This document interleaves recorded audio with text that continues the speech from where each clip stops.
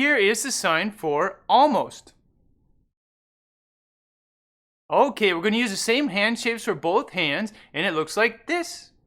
Now start like this, fingers together, thumbs alongside. Now we're not staying rigid like a karate chop something or other. We're going to loosen up, all right? So we leave it loose like that, a little curved in a little bit. Now I'm right-handed, so I'm going to take the first hand shape with my non-dominant hand. For me, lefty, non-dominant. I'm going to put it down here, make a little platform. With my right hand, I'm going to take that one, put it underneath. So this part of the fingertips are touching the back of these fingers, all right? So it's down here, we have a platform, looks like that. Okay, so that's where we start. To continue the sign, we're just going to take the dominant hand, for me, my right hand, and I'm just going to slide up. Almost. Almost. Almost. From the side, almost.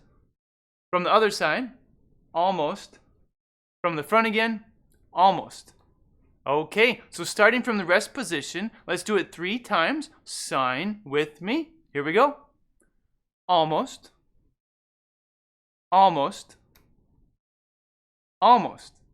All right. Now, if you want to add in a facial expression to fit the situation, right? You're anticipating something happening and it didn't happen, all right? So, almost, right? Almost. All right, so remember hand shapes like this, nice and loose, none of that karate chopping stuff, just loose there. One down here, the other one a little bit behind it, not right here, and now just slide up. Almost. Almost. Okay, we just talked about how to sign almost.